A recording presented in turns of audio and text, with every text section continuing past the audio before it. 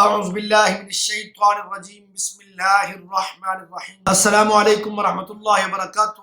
آپ دیکھ رہے ہیں A to Z عملیات چینل۔ آج میں آپ کے لیے ایک ایسا عمل یا وظیفہ لے کر حاضر ہوا ہوں جس کے ذریعے سے میرے بہت سارے ویورز، میری بہت ساری بہنیں اس عمل کو کرنے کے بعد انشاءاللہ العزیز، اگر میری کسی بہن کو یہ مسئلہ ہے کہ ان کے ہاں وہ شادی شدہ ہیں، ان کے ہاں بچہ پیدا ہوتا ہے یا پیدا ہونے سے پیدا ہونے کے قریب ہوتا ہے، تو وہ بچہ فوت ہو جاتا ہے، مر جاتا ہے، نہیں بچتا، یا پیدا ہونے کے بعد 2-4 ماہ زندہ رہتا ہے، پھر اس دنیا سے رخصت ہو جاتا ہے، یا کچھ ایام یا کچھ ماہ، تو یہ سلسلہ کسی نہ کسی بیماری کی وجہ سے ہوتا ہے۔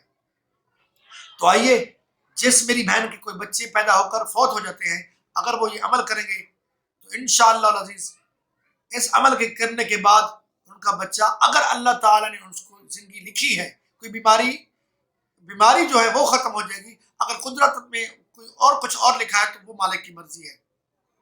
اگر کوئی بیماری کی وجہ سے ایسا ہوتا ہے تو وہ انشاءاللہ العزیز وہ بیماری ختم ہو جائے گی۔ آئیے میں آپ کو وظیفہ عمل بتاتا ہوں۔ وہ یہ ہے کہ آپ نے کچھ کالی مرچیں لینی ہیں، ساتھ میں اجوائن لینی ہے، ان دونوں کو رکھ لیں اپنے پاس، اور آپ نے درود شریف پڑھنا ہے۔ درود شریف کے بعد آپ نے سورہ الشمس پڑھیں، پھر درود شریف پڑھیں، پھر اس جوائن اور کالی مرچوں پر دم کر دیں، پھر آپ درود شریف پڑھیں، سورہ الشمس پڑھیں، پھر درود شریف پڑھیں، پھر اس کالی مرچوں اور جوائن پر اب دم کریں۔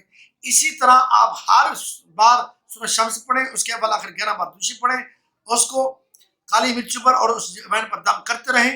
یہی آپ نے 40 مرتبہ ایسے آپ نے وظیفہ کرنا ہے۔ اس کے بعد ان کو اپنے پاس رکھیں، کالی مرچوں اور جوائن کو نہار منہ 3 کالی مرچیں اور تھوڑی سی جوائن لے کر آپ نے نہار منہ کھا لینی ہے، جب تک وہ بچہ پیدا نہ ہو جائے، جب تک پیدا ہو کر وہ 2.5 سال، یعنی جب تک کہ وہ دودھ چھوڑنے کی عمر کو نہ پہنچ جائے، اس وقت تک آپ نے ان کالی مرچوں کو اور جوائن کو آپ نے استعمال کرتے رہنا ہے۔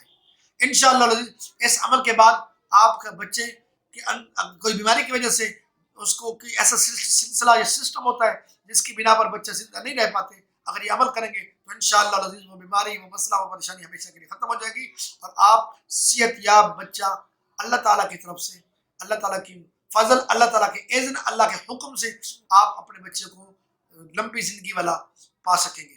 امید ہے کہ آج کا میرا یہ عمل، یہ وظیفہ بتایا آپ کو پسند آیا ہوگا۔ اگر پسند آیا ہے اس کو آگے شیئر کریں اور چینل کو سبسکرائب کریں۔ میرے کسی بہن نے، میری کسی بھائی نے اگر کوئی وظیفہ، کوئی عمل یا کوئی دعا پوچھنی ہے تو کمنٹس میں پوچھ سکتے ہیں۔